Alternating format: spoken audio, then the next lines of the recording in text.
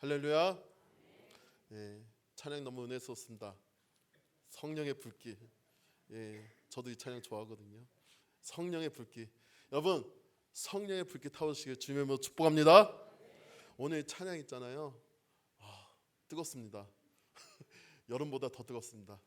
네, 감사합니다. 예, 오늘 말씀 제목은 그겁니다. 때가 악하니 그리스도를 경외하라. 아멘이시죠?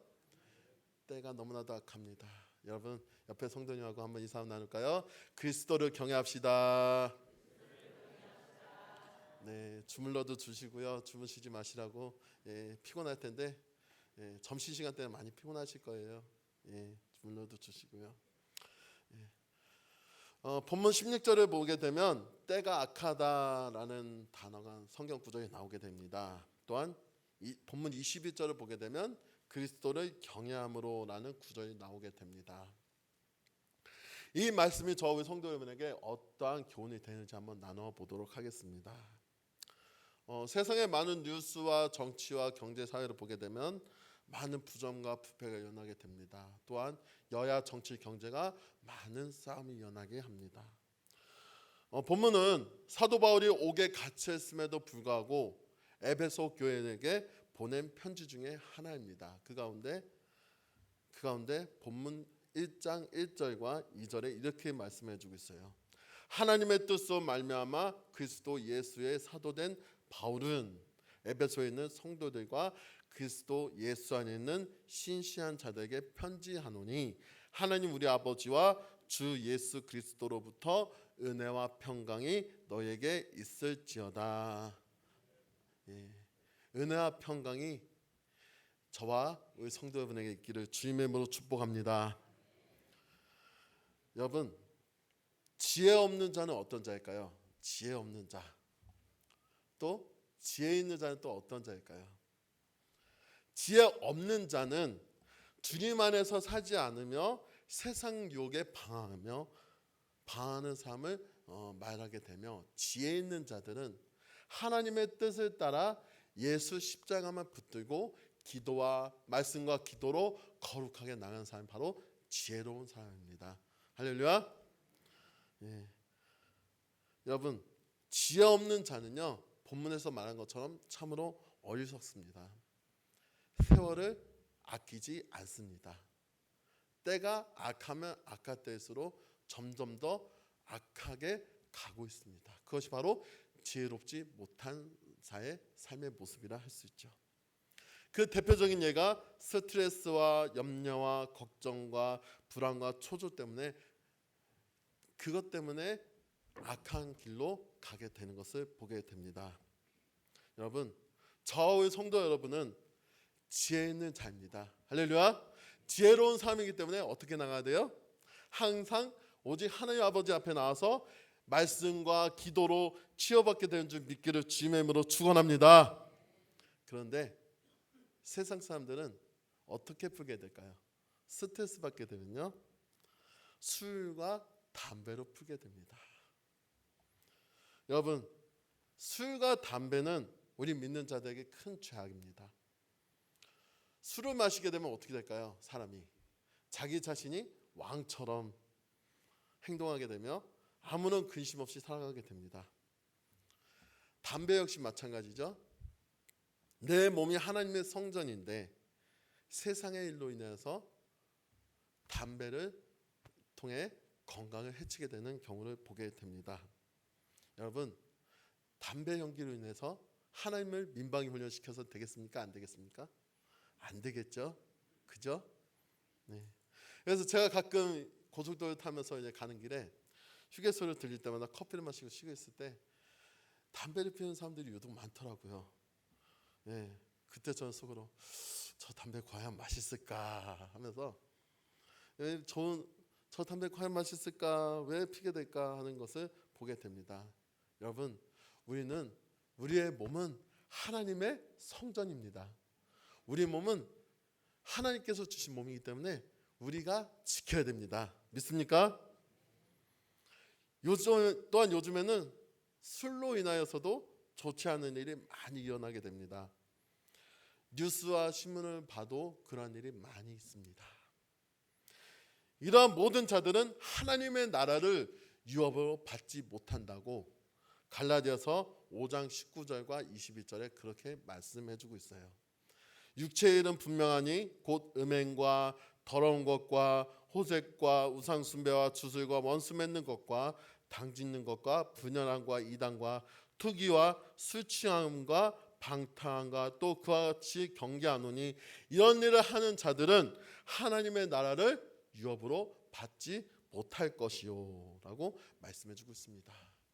여러분, 하나님의 나라의 유업을 받게 되면요, 성령의 열매를 받게 됩니다.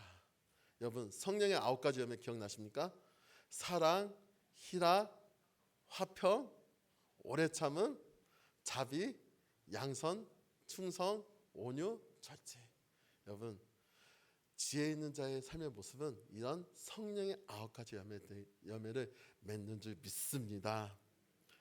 세월을 아끼게 되면 성령의 9가지 열매를 맺게 됩니다. 세월을 아끼게 되면 주님을 경외하게 됩니다. 세월을 아끼게 되면 주님 앞에 나와 기도의 전을 사모하게 됩니다. 어떠한 모습으로 주님을 경외하게 됩니까? 기도할 때 그리스도를 경외하는 모습이 나오게 됩니다.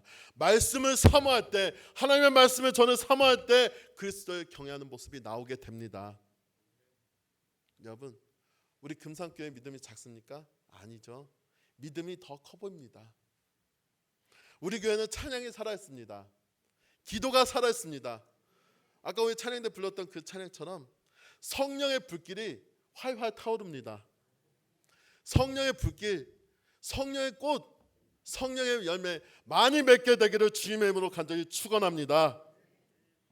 여러분, 그러나 오늘 본문의 말씀처럼 우리가 살고 있는 이 시대는 때가 악한 시대입니다.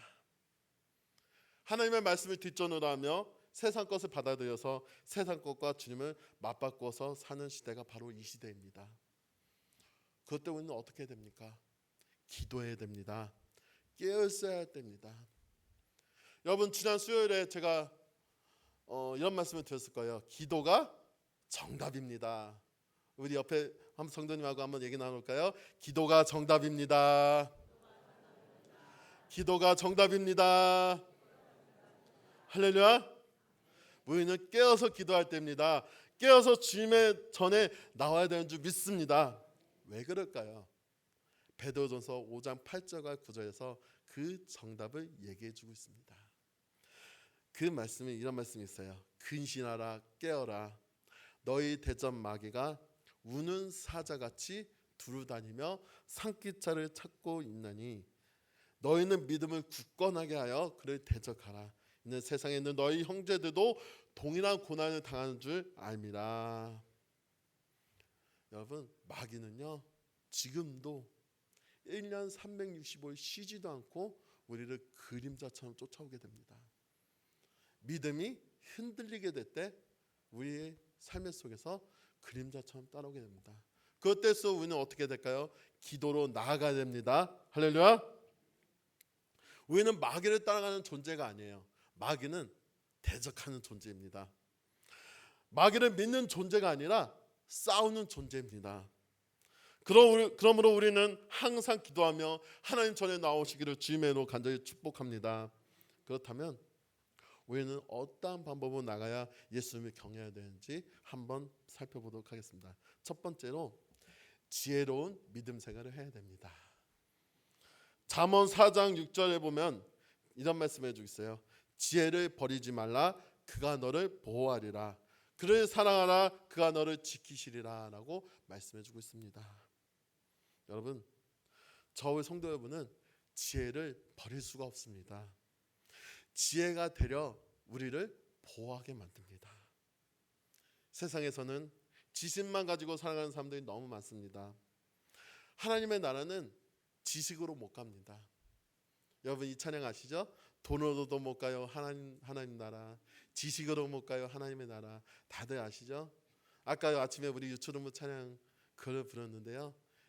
우리 유초등부 아이들이 순수하게 잘 부르더라고요. 돈으로도 못 가요 하나님 나라, 지식으로 못 가요 하나님 나라. 그럼 어느 때 하나님 나라 갈 수 있습니까? 거듭나야 가는 나라, 믿음으로 가는 나라, 하나님 나라입니다. 아멘이시죠? 네. 주님께서 주시는 지혜를 간구하지만 항상 모든 일이 형통하게 됩니다. 여러분, 다윗과 밧세바에서 나온 아들 솔로몬 다들 기억하시죠? 우리가 다 아시는 대로 솔로몬은 지혜의 왕이라고 말을 하게 됩니다. 하나님께서는 진정 솔로몬에게 지혜뿐만 아니라 총명과 넓은 마음을 가질 수 있는 믿음을 주셨던 것을 보게 됩니다. 그 증거가 열왕기상 4장 29절과 30절에 이렇게 말씀해 주고 있어요. 하나님이 솔로몬에게 지혜와 총명을 심히 많이 주시고 또 넓은 마음을 주시되 바닷가에 모래같이 하시니 솔로몬의 지혜가 동쪽 모든 사람의 지혜와 애굽의 모든 지혜보다 뛰어난지라. 이렇게 말씀해 주고 있습니다. 저와 우리 금산교회 성도 여러분 역시 항상 지혜를 간구하게 되면 이렇게 솔로몬처럼 큰 믿음의 주인공, 지혜의 주인공이 될 줄 믿습니다. 두 번째로 성령의 충만함을 삼아야 됩니다. 사도행전 2장 4절 보게 되면 그들이 다 성령의 충만함을 받고 성령이 말하게 하심을 따라 다른 언어들로 말하기 시작하니라 라고 말씀해 주고 있습니다. 성령의 충만함은요, 기도를 뜨겁게 합니다. 성령의 충만하면 다른 언어, 방언으로도 말하기 시작합니다. 사도행전 초대교회 역사가 바로 그였습니다. 오순절 날에 예수님께서 이미 우리에게 성령을 보내주셨을 때 기도할 때 능력이 임했습니다. 기도할 때 방언이 터졌습니다. 기도할 때 큰 성령의 충만함이 터졌습니다.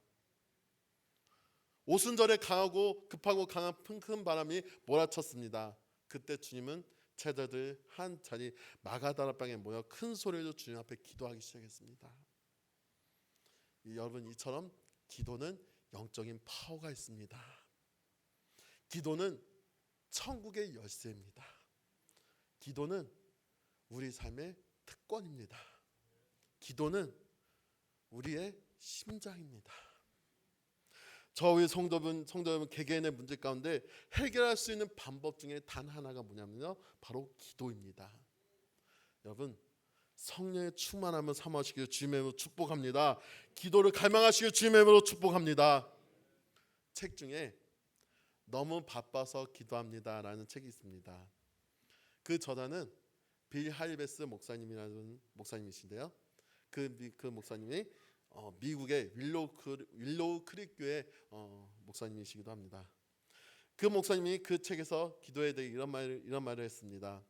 하나님은 기도를 통해 자신의 평강을 우리에게 주신다. 자급자족적인 사람들조차 무릎을 꿇고 하나님께 마음을 쏟아놓는 것도 바로 이 평강 때문이다. 무엇보다 하나님의 능력은 기도하는 사람들에게로 흘러간다는 사실을 알기 때문이다.